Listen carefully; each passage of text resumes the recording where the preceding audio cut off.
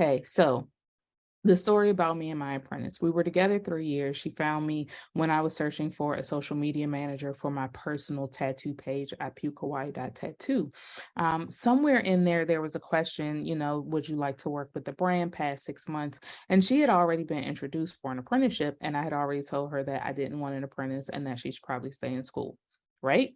Um, she came to the table and she was ready to learn. She was ambitious. I was excited. The only thing I was not excited about, and excuse me if this sounds any type of way to you guys, she wasn't Black. That was the only thing that I wasn't excited about, and not because of anything other than I'm just not used to sharing more than personal space with anybody who does not look like me. So seeing her as a person and knowing that that's not really a valid excuse if she hasn't given me any reason to treat her any type of prejudicial type of way, that I would give her a chance, right? Gave her a chance. We do great for 3 years. She's grown as an apprentice. I've grown as a tattoo artist, and a CEO, actually, and started shaping the shop and putting some processes in place and some systems that go beyond me. Because originally, when I opened my tattoo shop, when I opened my studio, it was set up for me and me alone. That's it. Um, and the ancestors are like, no, you got bigger work to do, boo boo. Uh, so I have to actually start moving my studio around so that it can welcome more artists, and more other types of experiences. I have a lot of ideas in my head that we could do with this one pretty space, that weren't there before. But as I've developed myself and as I've done different offers and different experiences, I see the potential that I did not see before in this one space. So I digress. We have a great relationship for 3 years, not unkind or not uncommon to any other time. She goes away on vacation and she comes back. And when she comes back, the very first time that I see her, she comes into the studio crying and she's telling me about, how she feels suicidal. She's worried about money, this, that, and the third. And I say less. Don't pay me, because I know what that feels like to be an artist, and to really be in a new space, and to be seeing that money flows different as an artist when you're actually working up to your consistency. It is a thing, and it's something that you have to be okay with, and you have to understand that as long as you're consistently working at something, that the money is going to follow. It may not be in the very same way that you're accustomed to it. Now, this is something that you can consider when it comes to like being a straight A student in high school, and then all of a sudden you go to college and now you got B, C's, and D's, and you're like, what the F? That's pretty much what happens in that shift. It's a transition, it's like a pivot, and pivots don't, they don't land you in the exact same space. Sometimes you pivot and you have to actually work up to get to the space that you were in pre-pivot. In terms of being able to thrive X, Y, and Z. So that said, I told her, don't pay me. Don't pay the studio. Technically, usually for tattoo, there's like a 50-50 split. But again, I know what that feels like, and I wouldn't want it for any other artist. So as much as I can do for the artists who come up under me is what I'm going to do. She said, cool. Now, apart from that, she said she was feeling suicidal, and I said, "Whoa, I know what you've gone through, and what you've experienced in the past couple of years. That it may have actually attached itself to you. Just pay attention to yourself, but also because I'm empathetic to that, because I am highly suicidal often, because I'm bipolar, so some shit be hitting the fan. Sometimes it's a mudslide." um, to let me know if you want to talk. And if you don't want to talk to me, we have tons of resources around here where we can pass you, we can get you help, so that you're not just suffering and, all that good stuff. Tattoo therapy, that's what it is. And she says, cool. Exactly a week after that particular conversation, I get an email. Oh, no. I'm sorry. I get a text message that says, Imani, thank you for the opportunity to work up under you. It is time for me to start thinking about myself now. I don't know what that means. It is time for me to start thinking about myself now. What? Um, So yeah, as baffled as I still am when I hear it out loud, I was just as baffled when I got it. Now, when I got it, I was just like, okay, but also knowing artists, I know that artists go through cycles. We go through seasons where, we feel freaked out and some things is just like, I need to run. My first thought when I saw it given the last week was literally that, oh my God, like she may not be doing mentally well. I hope it was nothing in this space. And let me just reach out and let her know, no problem. Best wishes. This bitch done blocked me. Like I did something to her. She done blocked me from text message and email and from social media. So cool. But we live in the same city, Slim. I could pull up. So I'm worried. I'm like, what the F? I hope she's okay. Oh my God. I literally don't attach myself to people because I will worry myself sick because I'm worried about that person and how I can be of help to them. And not in an insertive or assertive type of way, but literally in a let me make sure I'm on standby. And I will just silently worry. And that shit eats you up inside. It's like a horrible anxiety that happens down in your gut. So uh, somebody did some digging, only to find out that she did all of that just to go to another tattoo shop. Now, I think I opened a lot of this conversation talking about how artists don't like things like moonlighting, stuff like that. Now, the thing is that she didn't have to do all that because I've already expressed that I would like her to see it, like to see her at other shops. This is a private studio. I'm very cognizant that as a tattoo artist, I am robbing you of your opportunity to learn from other artists. And while that's going to be your initiative and yours alone, there are friends around, there are people who have seen you grow. So they are willing to open their doors to you so that you can do whatever you need to do. I've tried to actually walk her through some doors. Um, She found a tattoo shop that she wanted to work at, no problem. I'm not really mad. Like, that's something you're supposed to want to do. Like, I'm excited for that. However, what I'm not excited about is how she did it and how cowardice it was. Um, Things like that when you interrupt business when it's come to tattoo a lot of times in a lawless but very much a space with laws type of space, people have lost their lives. Like people have really like gone through the ringer because they've interrupted somebody's business, especially when you're getting it from the mud, when you're getting it from the ground up. So this particular incident left me in a you versus you battle, me versus me. Little me, who has always fought with nothing to lose, has definitely pulled up on people, has definitely, made a few phone calls and, done some shit to me, the big me that I've grown up to. Now, this is the first time I've ever been in a space where I had to consider that I've grown to have something to lose. Because when I found out where she was, trust and believe, I was like, oh, I should pull up. Um, but I didn't. I considered that I had something to lose. But it's a very dichotomous space because you feel disrespected. You've given somebody your entire heart, your soul. You've made sure that, anything that you've done better for yourself, that you've passed it on so they wouldn't have a shortcut. Only to be slapped in the fucking face. Now, um, while that is wild, there were a few teachable moments in this for me.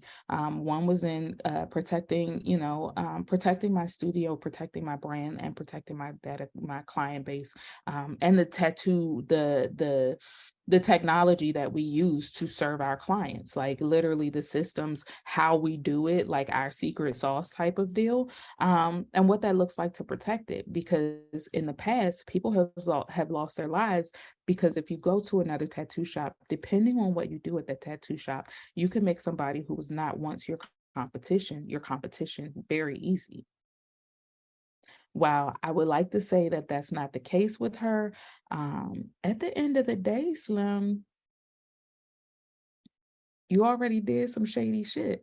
So I can't really trust that space, right?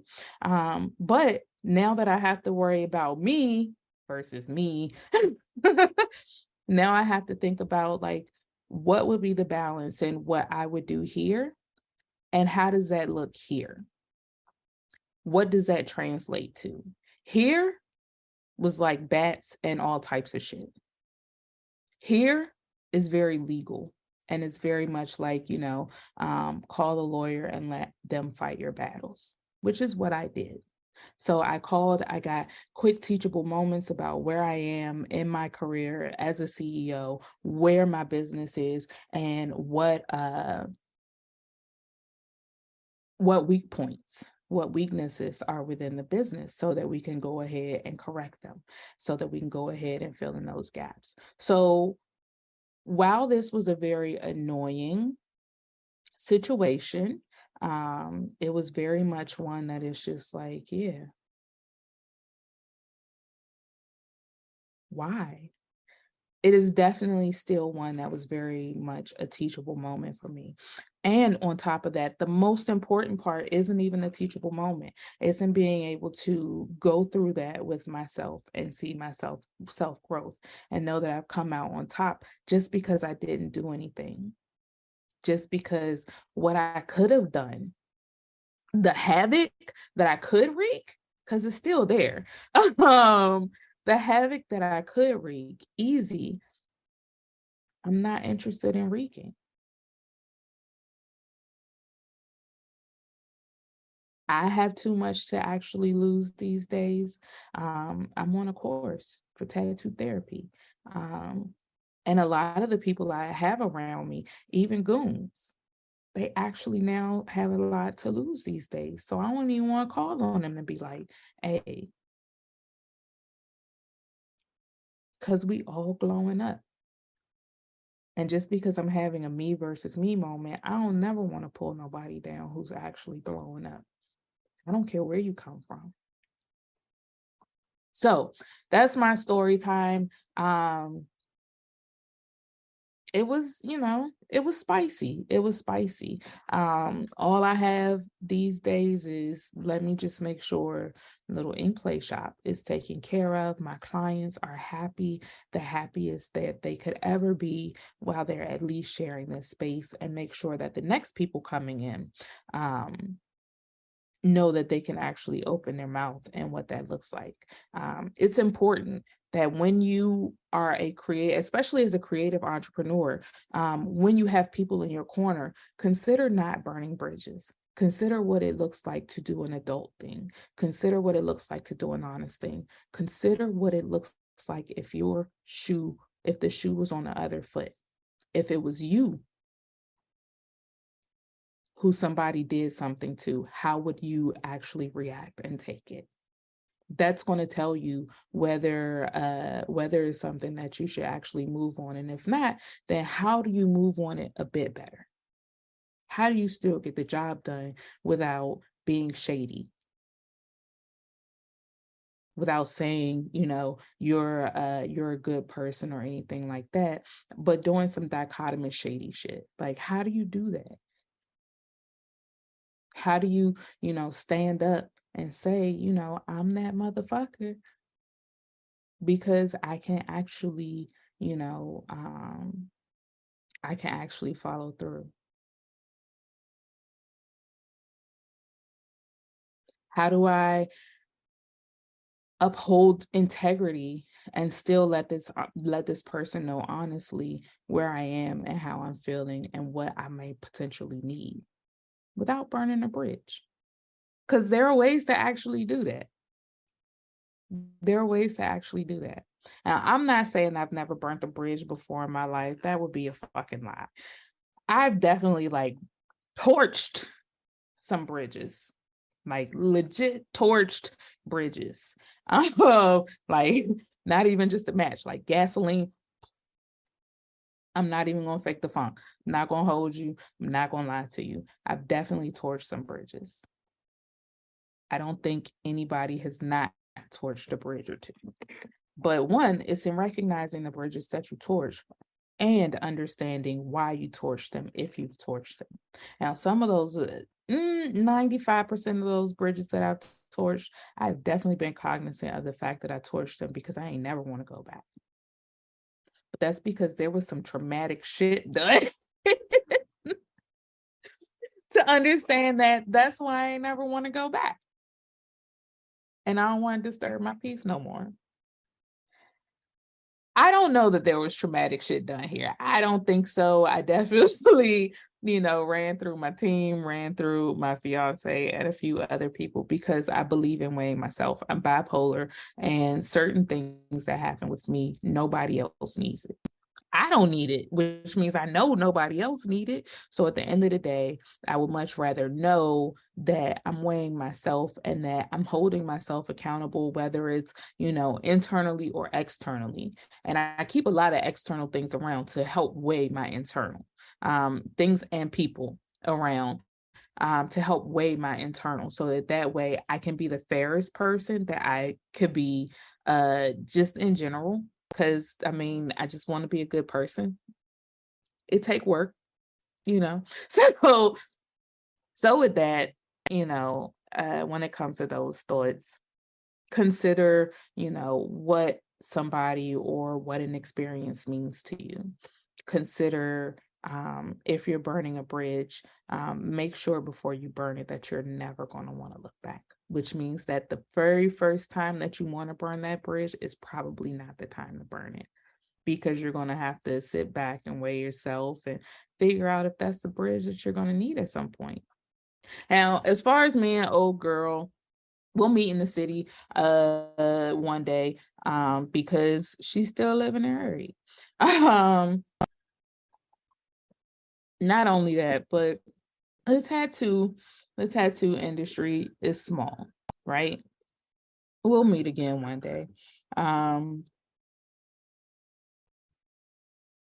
and I'm not looking forward to it, but I know it's going to happen. So when it happens, the only thing that I got is that, while I normally tell other people to cross the street, I might be the first one to cross the street.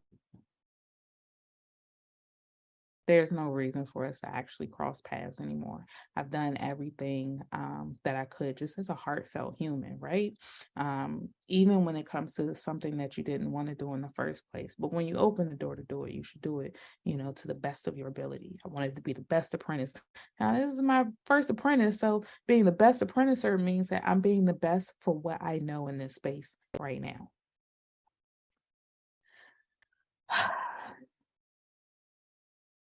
But also on tattoo, apprentices are liabilities. So there's that. I won't know why she made it to tattoo artist and then decided to go back to apprentice.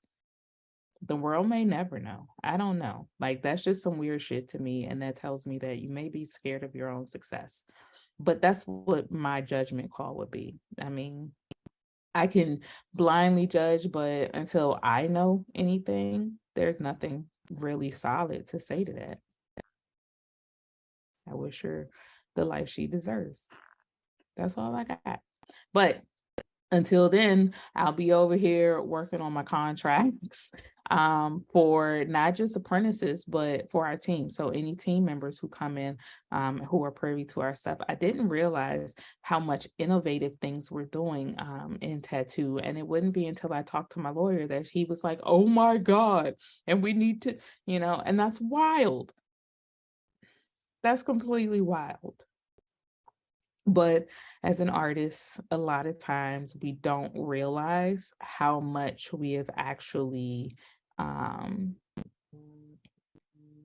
how much we've actually been able to um, we've been able to accomplish, to innovate, to share with the world, and we take those things for granted as far as intellectual property. Now, I mean, my company is called IP Brand. That's Indian Pussy Brand, which is my character, IP, Ippy Chan.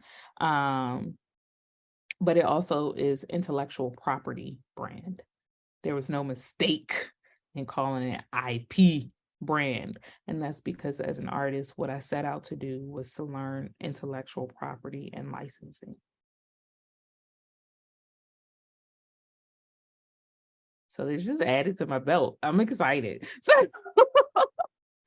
anyway, that's it for today's chat. I will see you next time. I don't know what we're talking about next time. Maybe another story time with IKB with teachable moments. I don't want you to think that, even in these stories, that if there's something negative that I am bitter or I'm sharing more of the bitter parts with you. Those are just parts to get to the teachable moments. There are definitely things that have happened. There are things that do rub. There are things that annoy. But that's because, sometimes you revisit certain things and you can remember, but it doesn't mean that, I'm staying or I've stayed in that annoyed space or anything like that. That just means that I learned a lesson. And I actually like learning lessons because they make me better. So that's it. That was today's story. And I'll see you next time. Gambate, ne? I'm always rooting for you.